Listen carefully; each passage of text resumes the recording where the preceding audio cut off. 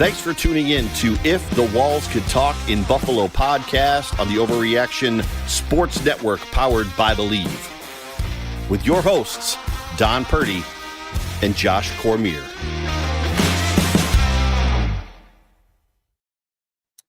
Welcome to If the Walls Could Talk in Buffalo. How's everybody doing? Don, how are you, sir? I'm good. I'm going to overreact a little bit to that opening that our new friend Joe Miller just put together. We're in a reset here, aren't we?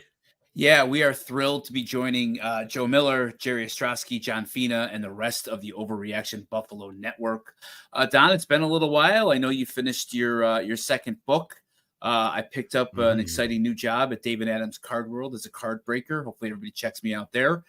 You know what? It's Bills season, Don. It's training camp. And the topic of our show today will be about your experiences and my experience as member of the front office of the Bills and what it's like to get ready for camp. Maybe you could remind everybody what you did there.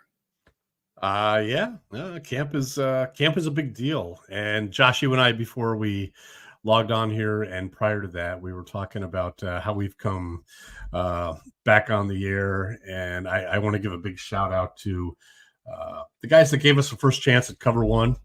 And they're in a different lane. They're in a lane of they get into the weeds and people love it. And you and I give more of a overview when people hear things that happen at One Bills Drive, including training camp and other things that are predicted and unpredicted. We offer a unique perspective of what is very likely going down in the conversations that are happening in the operations. Absolutely. As a So, reminder. I just want to get that out there. Yeah, as a reminder for people who may not have ever heard of us or don't remember, Don is the longtime former director of football administration, started as an intern in the ticket office in 1988, lasted through every single Bills administration throughout the drought. Won't blame you directly for the drought, but you were there to see all. And then unfortunately, better tonight. Unfortunately, you got let go in 2017. I was hired by Don, luckily enough, in 1997 in the merchandise department. I spent 4 years there, got promoted to the coaching staff and as a coach's assistant. And I got let go with Wade Phillips when all of us got too close to the sun, my friend. Flew too like Icarus, flew too close to the sun. But you were good, though. You were good. You were very good. I wouldn't have recommended you if I didn't think that. I appreciate that. So we're going to share some unique perspectives of my time there and on the sidelines and your time, through every single aspect of the front office. Maybe as we start here, can you remind people what exactly did the director or does the director of football administration do? I can speak to the did before the does. Sure. It's probably similar, but I know I still keep in contact with folks at One Bills Drive, which I'll be gratuitously dropping in if we need the info without giving too much away. But director of football administration is kind of a fancy way of saying I grew up with a business background, but I proved myself enough in the organization that they trusted me with the administration part is to take as much off the plate administratively for the football department, players, coaches, scouts, trainers, video department, equipment department.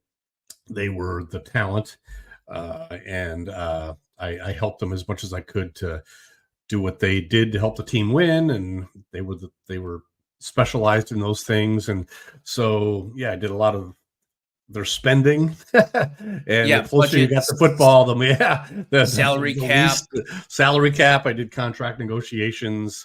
I handled players' pay. I handled team travel operationally. And lots of different baskets, right? And I would say that you have interacted, is it fair to say, with at least 200 coaches and assistant coaches, and then maybe how many players do you estimate? Oh man, I mean 1,000. Yeah, close to 1,000. That's not a stretch, Josh. Yeah. So one game that we're going to play, and obviously this is our first episode, so we didn't do it for this one. It's called the opening drive. By the way, I know John Fina and Jerry Ostrowski, as do you, from your time there. Absolutely, yes. We'll get into that. Yes. So the opening drive, when we don't have an interview, is going to involve me just throwing out word association to Don of, it's anywhere between 3 and 5 former Bills players, coaches, and staff, anywhere from 1988 to 2017. 5 seconds or less, Don. Give me your thoughts on former Bills coach Elijah Pitts. Elijah Pitts. He was iconic in the sense that my football history understood that he had been a player that was a significant player in the first Super Bowl. Okay, Josh Reed. Hold on. No, 5 seconds or less. This is the opening drive. Elijah Pitts. I'm sorry. I know he passed away, and it was very sad when it happened. But man, Josh, I got a lot of dust to shake off here. But, Josh Reed. Yeah. 5 seconds. Josh Reed, my daughter's favorite player. We played basketball across the street, and he was really nice to her. Last one, easy one. Kyle Williams. Kyle Williams, a player that I wish was on the 1990 Super Bowl team, because Otis Anderson would have gotten 50 less yards, and that would have been a difference maker. Interesting. So our topic today, obviously, is the Bills, rookies reported to camp yesterday. And, this will be airing on Friday. So let's go back to your days there. Let's go back to your days. Basically, what does it take for the Bills to move the operation from One Bills Drive to St. John Fisher? Before that, obviously, Fredonia. And, what's your overall impression of having camp away when most teams still don't?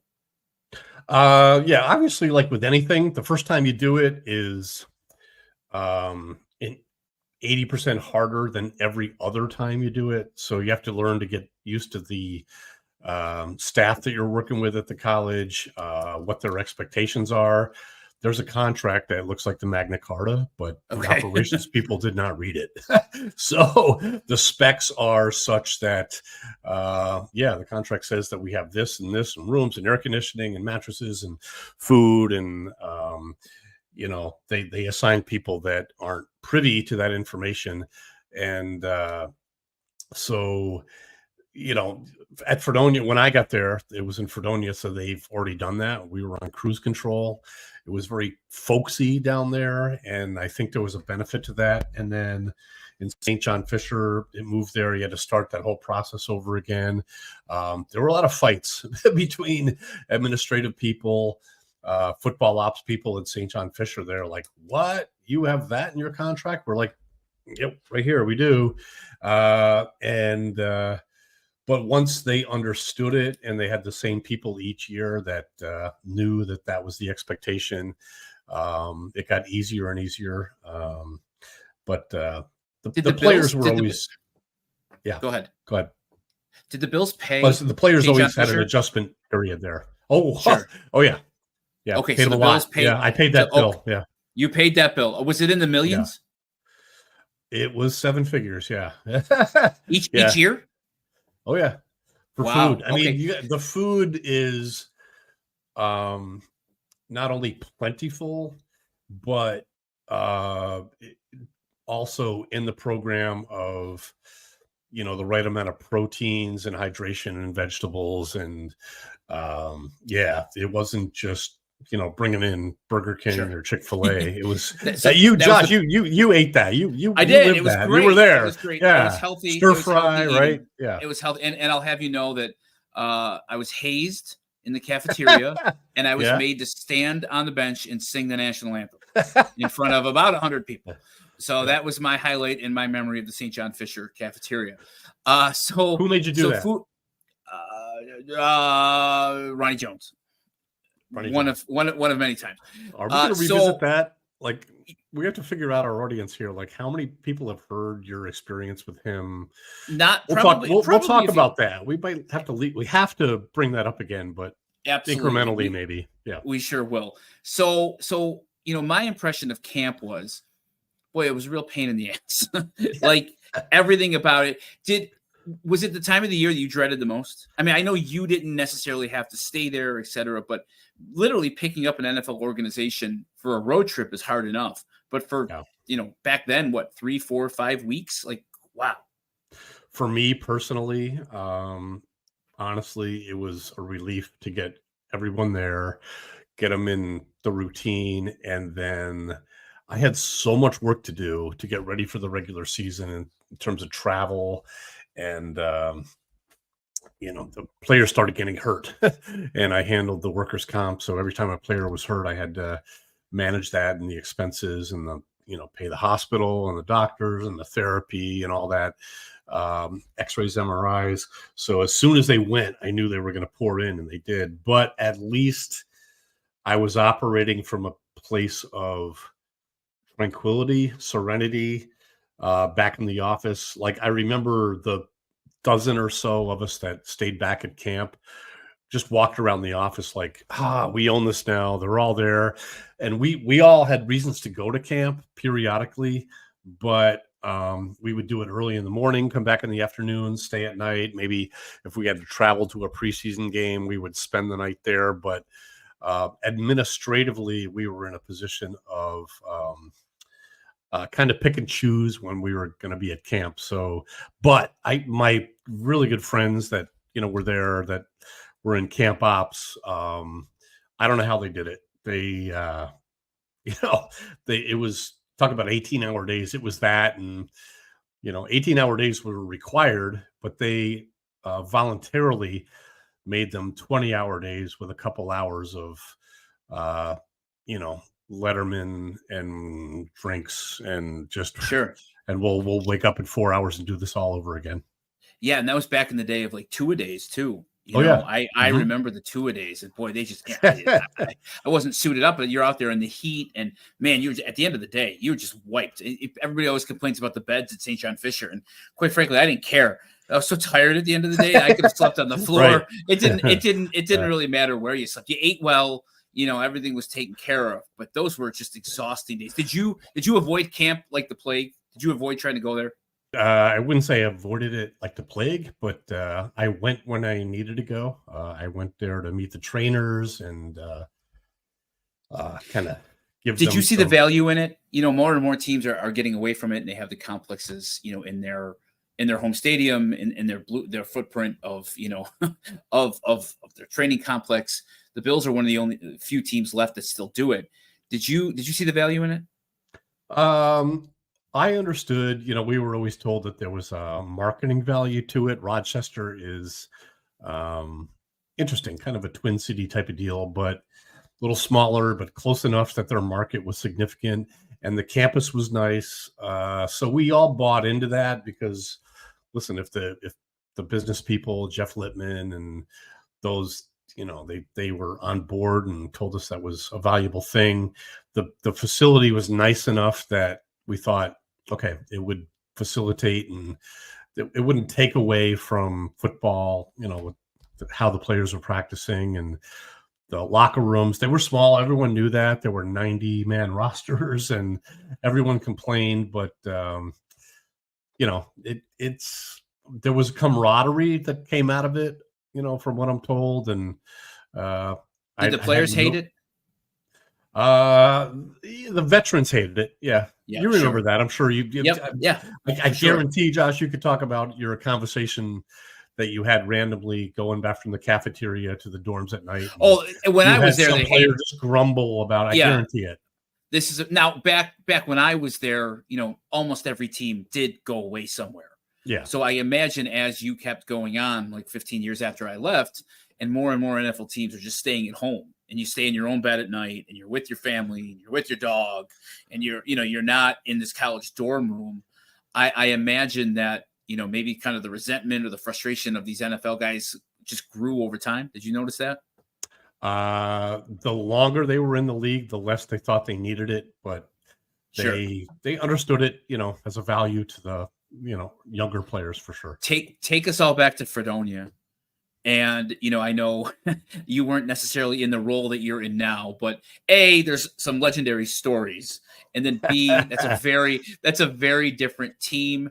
Teams stayed together longer. It was the same guys year after year after year after year. What was that camp like? Like, how was it different than St. John Fisher? I spent a lot more time at Fredonia, and it was a veteran team, and they knew that they could do what they had to do.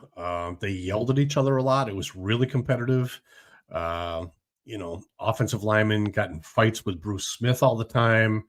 And it was really heated. And because of that, they knew that they left everything out on the field for that day to be continued for the next day, so that they were mature enough to hang out at night and maybe have a few pops and know that they had a goal to get back and win the Super Bowl every year. So, a young player, you and I talked to a lot of young players that were on those teams, and they understood really quickly the setting that they were getting into and the players that the atmosphere they were getting into.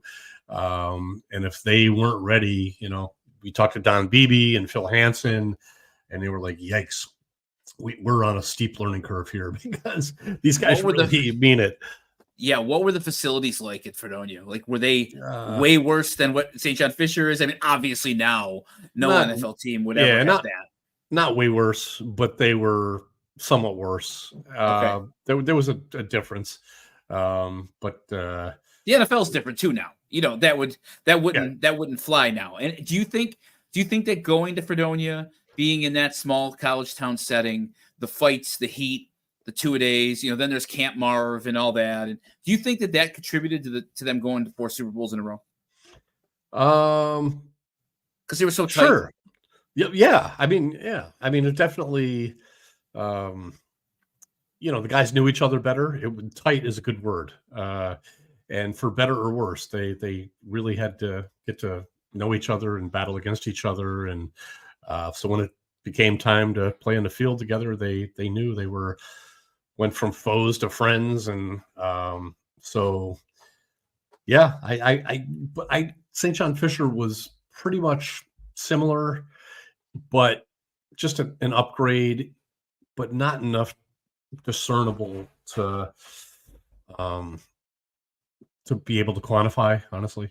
Sure. How long in the off season does the planning for camp? Like, when would it start? Like, video guys, equipment guys, right after minicamp? Before that. Yeah. Okay. Well, I mean, there's a lot of equipment that was used during minicamp that they knew they would have to take from minicamp to training. Like, they used to take the whole weight room, right? Oh yeah. Yeah. They had big trucks that came and took the whole weight room, and all that was left was like 2 Stairmasters and a couple of leg lift machines, and it was just a lot of dust. It's kind of crazy if you think about it. You would literally pick up and move an entire NFL organization for 3 to 4 weeks. Yep. Yeah. Like, it's not quite yeah. You wonder how efficient that is. You wonder if it's worth the time and the money and the energy. And, from a marketing point of view, back in the day, it was almost as important to sell tickets as it was to win games sometimes, right? Yeah, that was part of it. There was always that, not a Fredonia. I mean, but when it moved to Rochester, that was part of the equation for sure. Do you remember anybody do you remember any camp stories, off the field, staff, coaches, like things that you could share about just the atmosphere? My main memory is that it just one day bled into the next. Like you didn't know what day of the week it was. I was so thrilled for the first preseason game because that's the first time we were able to come home, and then you had like the next day off. One day just blurred right into the next. So your preseason, where did you go on the road? We had home, and then you shared with me at St. Louis when you and I went up to St. Louis Arch. St. Louis, good call. Wow. You and I watched the finale of The First Survivor at a bar in Philadelphia. Yeah. I don't know if you remember that. I do. That was the same year. Yeah. Yeah. And then me, and my buddy Chris went to Shula's Steakhouse in Detroit. And I'll never forget that's the first time in my life that I ever had my steak illuminated. They cut the steak open and put the little flashlight in it. And I'm like, oh man, this $75 per diem that I got was nice. Like I had never been to a steakhouse where they had illuminated the steak. Illuminated the steak, yeah. Just I don't remember. I don't think it was $75 back then either, but the steak probably wasn't $75 either. I think it was $75. Was it? Okay. Because it was breakfast. Wasn't it dinner and breakfast? Oh, it was. If it was for a full day, it would have been that. Good call, Josh. Yes. Yeah. Oh, listen. Hey, I was in the NFL, but I wasn't getting paid player money. That $75 came in clutch. Like that was handy money, and that was nice because normally the dinner on the road would be provided. And that's one thing that I always will say is I've never eaten better, than that time, because every meal was good, and it was either catered or cooked fresh there. Like the food was unbelievable. Every meal. Is that one of the things you missed the most about not being there? The food was incredible. And to think that it was also healthy was kind of surreal. Yeah, I mean, you understood that was just part of the run that you were on, and it was not the norm, except until you take it for granted, and in your case, obviously being there so long, like just the idea of being able to just walk downstairs and have a chef there waiting to carve you some roast beef at 1 in the afternoon. Exactly. Yeah, it was just a different world, and that's what I've always tried to explain to people is the bubble that you go in, right, in the NFL. Like it's a bubble. You kind of give up, and for you probably give up 5-6 months of your life. You're expected to be there every day. Once camp hit, okay, let's say today. Let's take today. Okay, first day of camp, whatever, first week of camp. When would be your next day off?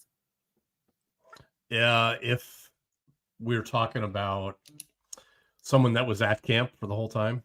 Yeah, or you. Even just you. Even you as somebody who stayed back. Did you get Saturday and Sunday off in this weekend? Not always Saturday. Sunday, if it was a home game, I would get Sunday off. So maybe twice in a month. Yeah, between now and September.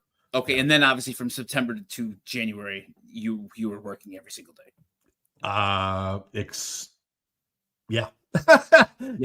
Starting 05, it was every day. So for Sean McDermott, Brandon Beane, all of the guys.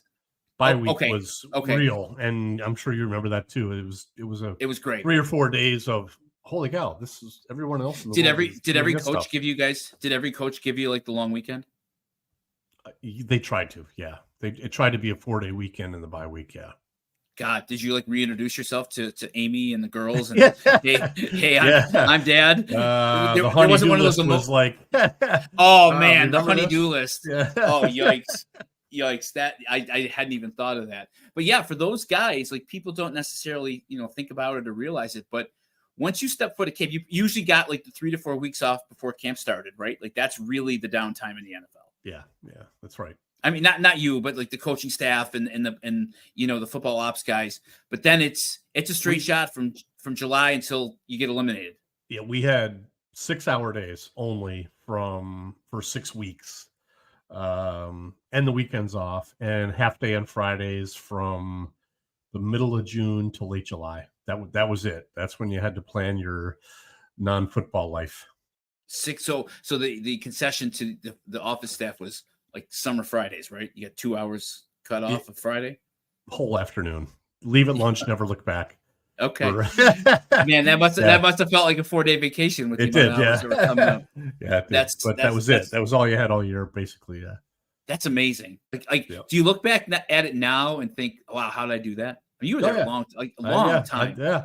I felt burnout in weird ways. But from us doing this podcast, you have a way of extracting or bringing up things that I hadn't thought about, and I have to think through, and you're doing it again tonight. And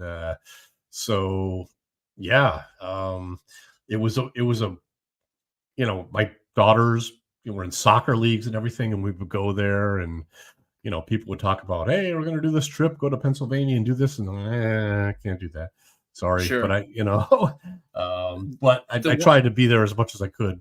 But the one interesting thing, I think people will come to understand this as they listen to our show, If the Walls Could Talk in Buffalo, is how humble you are.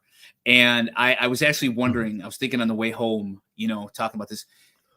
Did you ever tell people your role there?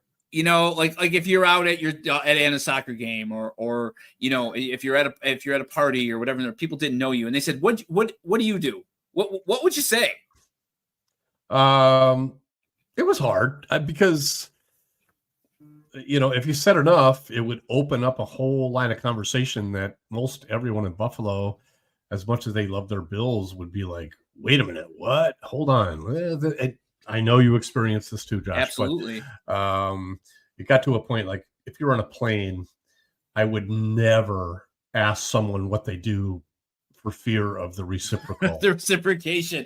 And let's say, yeah. Forget it. No, I would never. Now I do, because you know, I've been in a startup world and I'm kind of curious about people, and I'm okay with the back and forth, and I'm okay because I can talk about my past experience and kind of compartmentalize it and kind of shut it down if I need to. But you know, during it, you know, oh, do you know this? Again, you understand that too. Do you know this player? Yeah, but I do. But... Right. And then there's the inevitable request. Right. that was always the thing. Yeah. And I always compared it, you know, when I was in the merchandise department, you know, I was 22 years old, and oh my God, I'm working for the team, and this is a dream come true. And I got business cards. Okay. And at first I'm flashing these things around like they're, you know, $100 bills, and I'm proud of myself, whatever.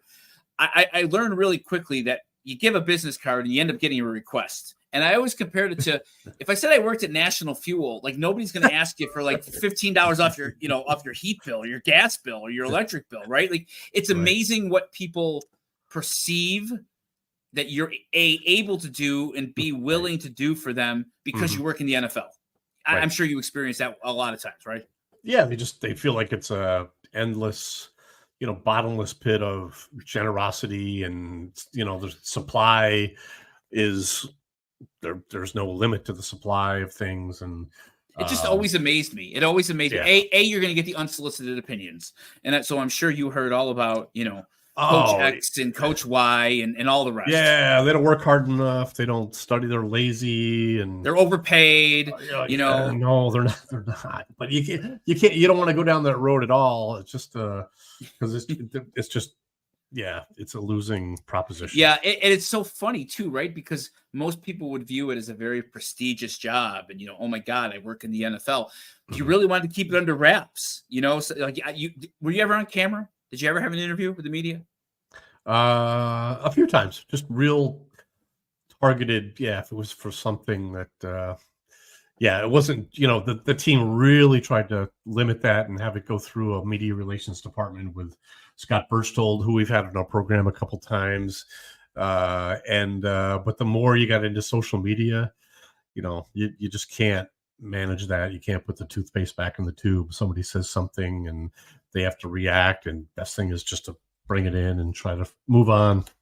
Yeah, the social media days, man, that would be scary. Yeah. Like one wrong word, and somebody like you or I could be replaced in about 3 seconds, right? You're always reminded that there's 15 people waiting to take this job for less money and more hours. Yeah, that's what I was always told. If you're a chalkboard, that's another story. You must. Yeah, that's another story for another time. You know what? Let's end with that one. How about that? I know. Let's do it. That might be your favorite story. So for people who have not yet listened, I was a part of the Wade Phillips coaching staff, and being a coach's assistant in the NFL sounds like the most glamorous job of all time. And believe me, there were many perks. It was unbelievable. It was a dream come true, especially being a kid born and raised here in Buffalo. So my first day being promoted, I had been in the building 3 years, eating lunch in the same cafeteria. The stadium, the administration building back then had way less people than it does now. I'd say probably a third of the people that they have now on staff, somewhere around there. Mm-hmm. So all of the people who had ever eaten lunch had literally eaten lunch next to me 2, 3, 4 years. Are they paying attention to this kid in the merchandise department? Of course not. So I get promoted and tight ends coach and what was he, administrative assistant to the head coach, Max Bowman, UB coach, great guy. You and he collaborated to get me this opportunity. He calls me into his office, and it's like I think it's a Wednesday or Tuesday in March, and I'm just gung-ho, and I'm so ready to do this. I'm so excited. I'm so ready to go. Go into his office, and right behind him is a giant whiteboard, kind of like my mural here of Touchdown Jesus. Well, in walks Carl Mauck. Now, mind you, I had passed by Carl Mauck in the lunchroom, in the hallways, 100 times, 150 times over the course of 3.5 years. And Carl shuts the door. He goes, "You the new guy?" And for anybody who doesn't remember, Carl Mauck's 6'5", about, I don't know what, 375 at the time. Okay, I'll jump in here. As a player, he was a center for the Houston Oilers that blocked for Earl Campbell. Right. Yes. But Bills fans would remember him as the offensive line coach that the camera gravitated to during games because he would lose his mind. And he was a cartoonish caricature of someone, veins popping, screaming. You could read his lips. And he was like the coach that, oh my gosh, you would never want to be around. So now you are in a room with him. So I'm sitting there, and now for the first time, I'm like, oh my God, what did I get myself into? Because, I had the advantage of being there for a few years already. So I'm like, okay, this is no big deal. So he walks in and you the new guy? Yeah, coach, I am. And so it's coach, not sir, not Carl, certainly not Carl, but yeah, coach, I am.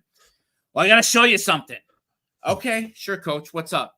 And he turns to the whiteboard and he grabs his Sharpie marker and he draws a giant white line 2/3 of the way up the whiteboard. I'm like, all right. He draws another line 1/3 of the way up the whiteboard.